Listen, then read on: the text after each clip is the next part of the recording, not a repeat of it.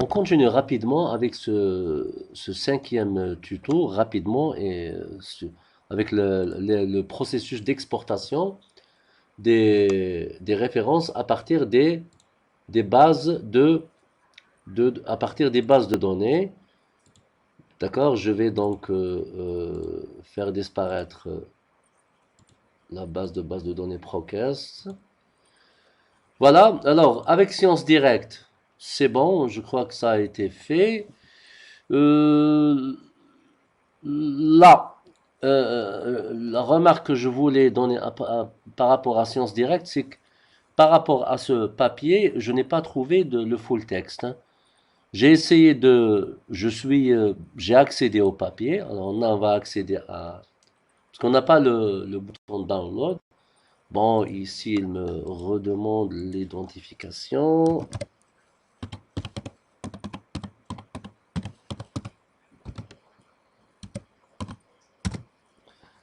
Je m'identifie.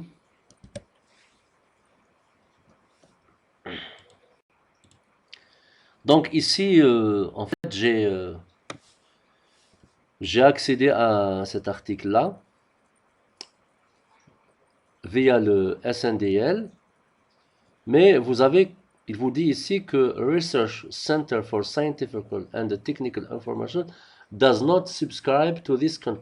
C'est-à-dire, il n'a pas souscrit à ce contenu. Donc, je ne peux pas l'acheter, je ne peux pas le get access. D'accord? Je ne peux pas le télécharger. Je clique ici, donc il ne me donne pas l'accès. Même si vous accédez à Science Direct, pas à travers le SNDL, mais pas à travers Google, Science Direct, à travers Google.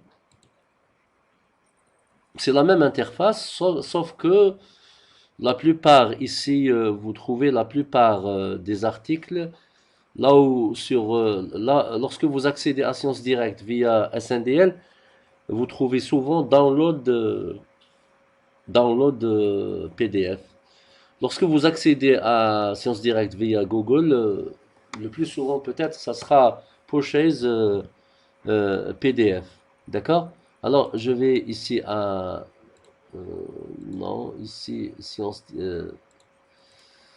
Alors, l'article, cet article-là, regardez là, qu'est-ce qu'il va me copier, paste. Il va vous proposer presque la même fenêtre. Ici, voici l'article. Je vais l'ouvrir. Là, je suis dans Science Direct à partir de, de Google. À partir de Google, pas de Google Scholar. Alors là, regardez, il vous demande Access to your institution. C'est-à-dire, il vous demande d'accéder à ce contenu via votre institution. Ici, il vous demande d'acheter le PDF. D'accord? Il vous demande donc d'acheter le PDF. Alors que ici non. Ici, voilà. Get Access. Il vous propose une autre fenêtre ici, d'autres éléments à l'entête de cette fenêtre-là. Le reste, c'est les mêmes éléments, le DOI. Je peux lancer la référence à partir de là, etc. Mais ici, le sériste vous dit qu'il n'a pas accès, il n'a pas souscrit à ce contenu-là. D'accord? Donc, ce n'est pas la peine de le rechercher.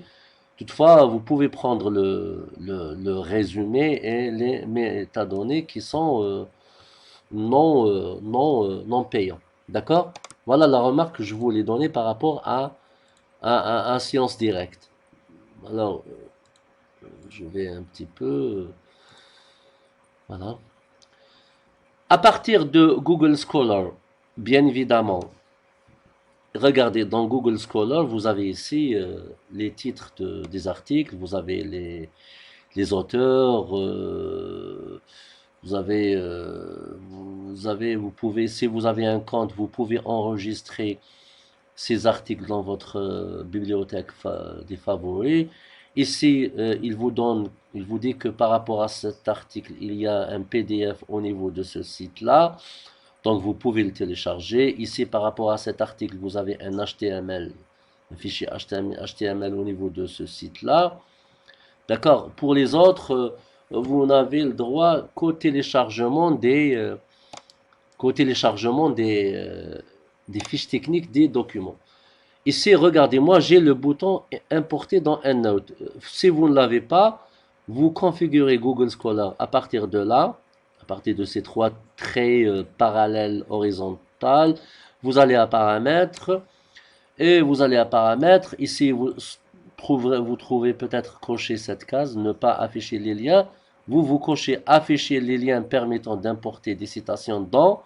Et vous choisissez, vous trouvez par défaut ici BibTeX, vous choisissez un note, vous enregistrez Save et vous revenez à votre page.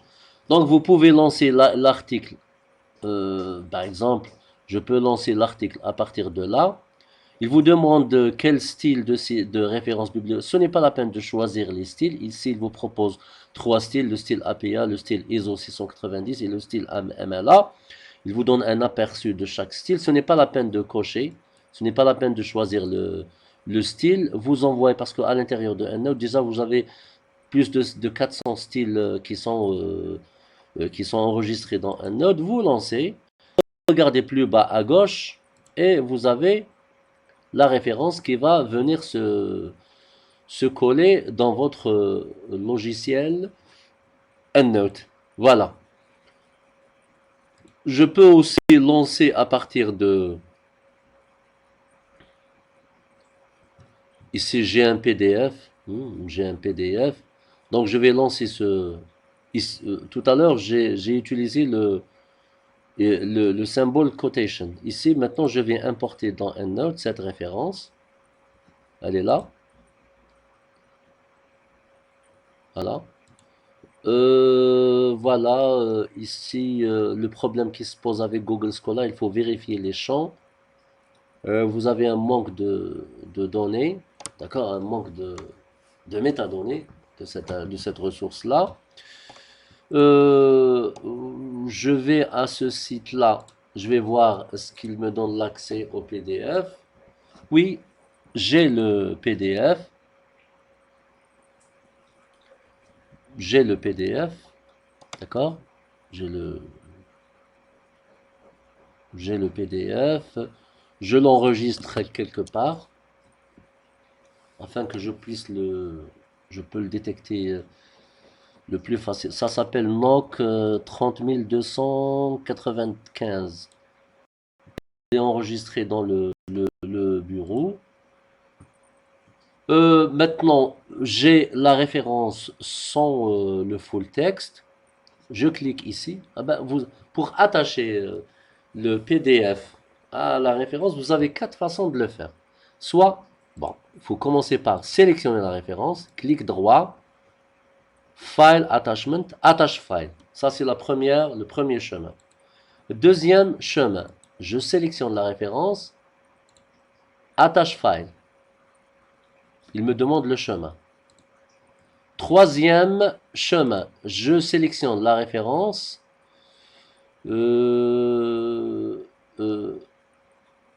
Non, je sélectionne la référence, je vais à File, je vais plutôt à Référence, Attache File. Voilà, File Attachment, Attache File.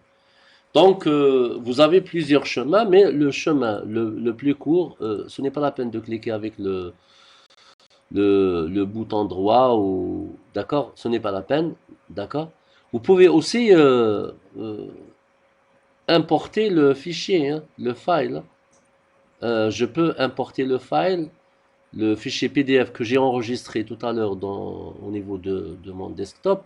Je peux aussi l'importer.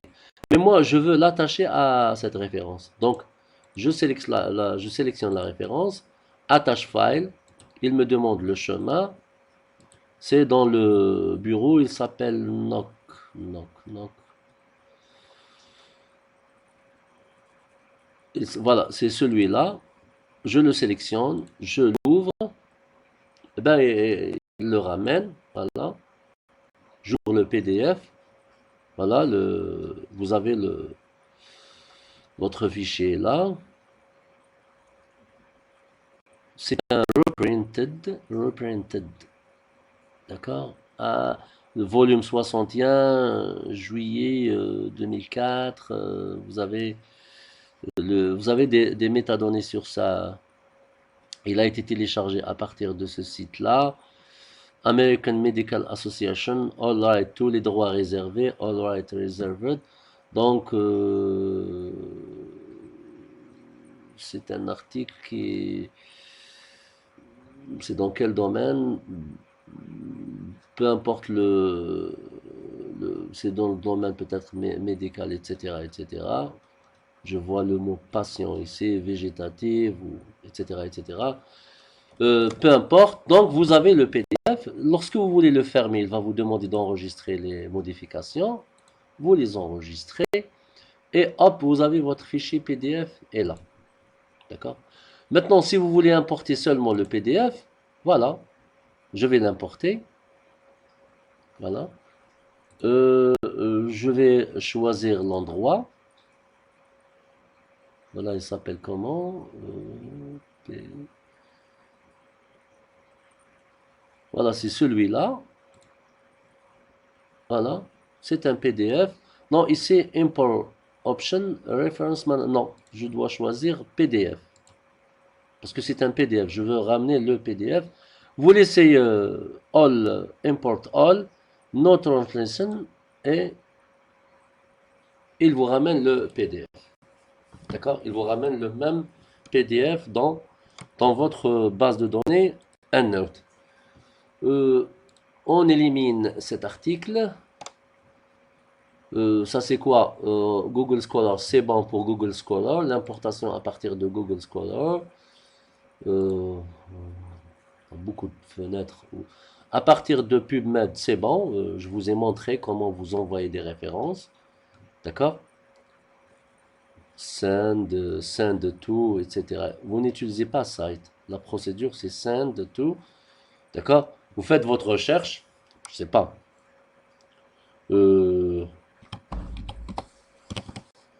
Covid. Bactéries. Bon. Bactéries. Or virus. Or virus. Search. Covid, bactéries ou virus. Voilà. Et bien, vous avez des références ici. Vous avez des références. Je sélectionne quelques références ici. À partir de PubMed. Je sélectionne quelques références. Send to. Send to. CTS Manager. Créer un fil de... Voilà, voilà, vous êtes en train de create file. Il envoie les références dans votre logiciel. Il suffit maintenant, est-ce qu'il va me donner le full text? Voilà, je clique ici et find full text. J'ai 5 références, 1, 2, 3, 4, 5. Un compte à rebours s'affiche. Voilà. Il a trouvé un premier PDF, un deuxième PDF, 31. 32, un deuxième, troisième PDF.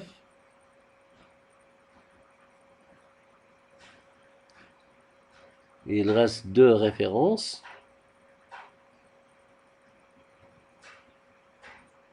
33, il reste une référence. Donc il a trouvé 3 PDF. 4 PDF, il reste une référence.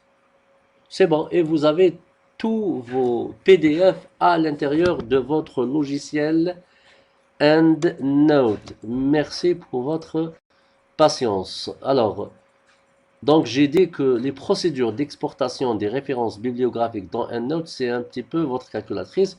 Ce n'est pas la peine de les apprendre par cœur. À la langue, si votre cerveau va les retenir sans que vous ayez l'intention de les retenir, bon, c'est bon, vous les retenez, vous allez les retenir.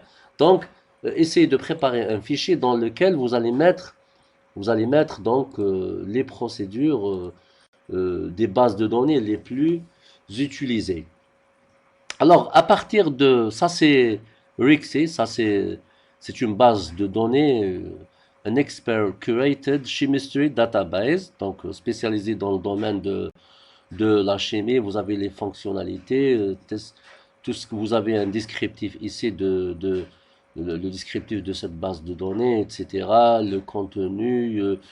Euh, 157 millions de substances, 56 millions de réactions, 68 millions de documents, 41 millions de bioactivités, etc., etc., etc. Cette page a été updatée le 25 août 2021. Donc, vous pouvez faire de la recherche ici, hein. D'accord, search by keyword, title, subject area. Donc, je vais laisser les paramètres de recherche par défaut. Qu'est-ce que je vais mettre? Je vais mettre oxyde, par exemple. Oxyde, oxyde, euh, voilà. Et je lance ma recherche. La remarque, c'est que moi, cette base de données RIXI, je ne l'ai pas trouvée, elle n'est pas dans le SND, elle n'est pas répertoriée dans le système national de documentation en ligne. Donc, je voulais vous donner cette remarque. Donc, j'accède maintenant à RIXI, à cette base de données, via Google. D'accord? J'ai saisi un terme tout simple. Il a trouvé 15 results. 15 results. Donc ici, selected constant oxide reduction potential. Ça, c'est un book électronique, e-book. Vous n'avez peut-être ici que des e-books. Je n'ai pas trouvé d'article. C'est des e-books. Alors, quick look, look rapide sur country Algérie, un regard rapide sur ce book-là. Il s'intéresse à quoi? Alors, ici, je suis à la recherche, hein. Je suis à la recherche comment on envoie les références de ces books. Qu'est-ce qui est écrit là? View card, search, view account. Est-ce qu'il vous donne l'accès? Est-ce qu'il vous donne la possibilité d'envoyer? On commencera par envoyer les références, s'il vous plaît. Ensuite, on verra après avec... ça, c'est payant. 23 $. Add to card. Donc, lorsque vous sollicitez une base de données, soyez patient. Essayez de regarder à gauche, à droite, etc. Comment on peut envoyer le, la fiche technique. Ensuite, on cherchera le full text. Je vais accéder à ce livre électronique. Je vais essayer d'accéder et de voir.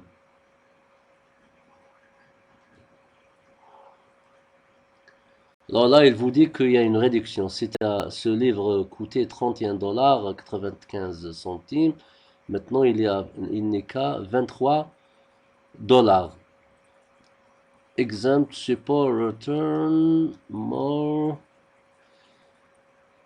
La table détaille les auteurs. Les auteurs, ça c'est terme. Alors, je ne trouve pas comment on exporte à partir de cette base de données. Support, return, etc., etc., etc. PDF, non, il ne vous donne pas l'accès. Alors, view, il vous demande ici, view en Sciences Direct. Tu peux le voir dans Sciences Direct. Je clique ici. Tu peux voir le livre dans Sciences Direct. Voilà, donc le livre, Share this book, la table, en ce qui concerne la table, le sommaire,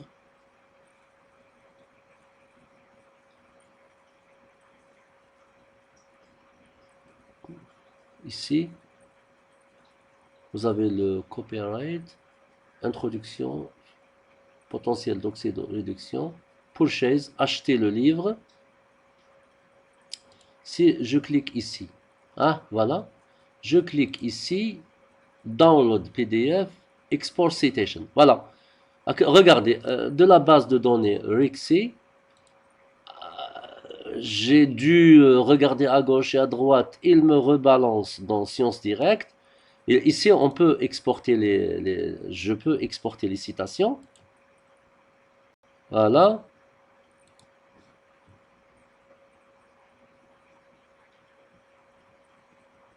J'exporte les citations.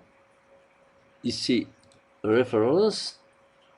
Ça, c'est le titre. Selected Constant Oxidoreduction Potentiel. Le titre du book. Et ici, c'est le même titre. Hein. Il vous donne l'introduction, les droits d'auteur, un texte sur les droits d'auteur. C'est toujours le même titre, les références bibliographiques. Peut-être la conclusion ici. Est-ce que je vais pouvoir ramener le full text 6. On va essayer de lancer cette fonctionnalité. 5, 34.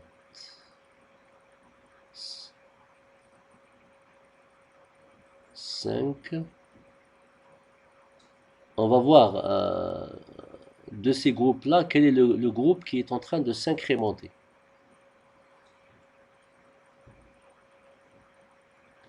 Searching, c'est un petit peu lent. Alors, une pause vidéo, on se verra. Alors, no found, c'est le groupe non found qui est en train de s'incrémenter. Donc, il reste une référence. No found. Donc, il n'a rien, il n'a rien trouvé. Alors, on revient à la base de données. Je vais cliquer ici Download PDF. Please write your file. Qu'est-ce qu'il va me donner? Eh oui, eh ben, il vous donne l'introduction de ce livre. Voilà. Comme on l'a prévu. Voilà. Il vous a donné l'introduction. Ça, c'est quoi?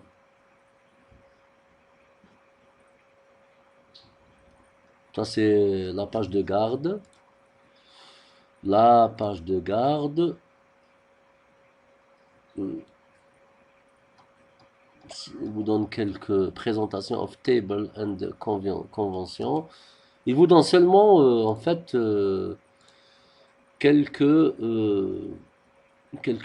informations.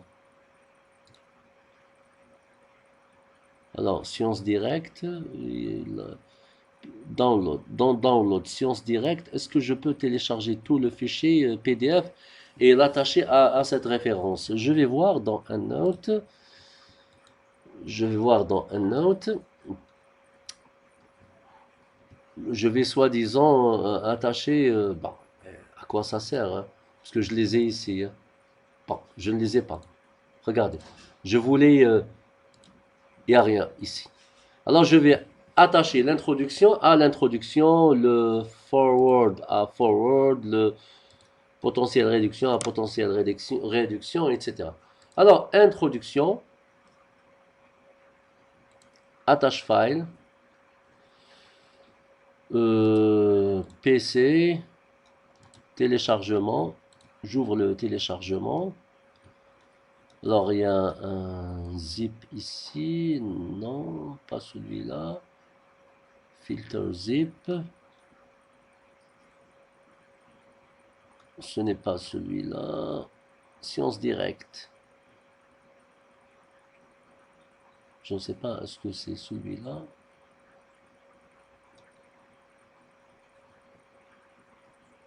Le 18. Il est quelle heure? 12h09. Le 18, 10h41. 12h07. C'est celui-là.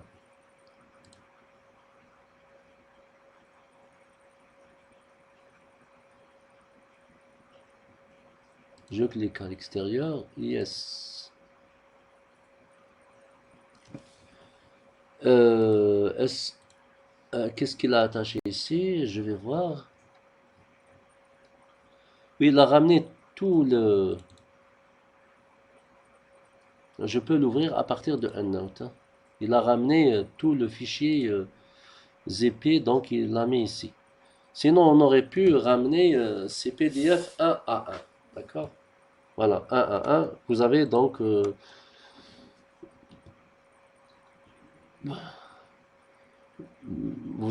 vous savez maintenant comment vous attachez donc un fichier à une base de données.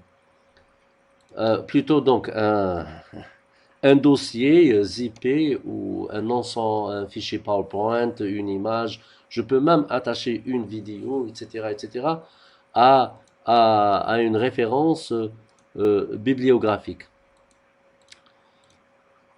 Voilà, on verra pour le prochain tuto comment on exporte à partir de Scopus.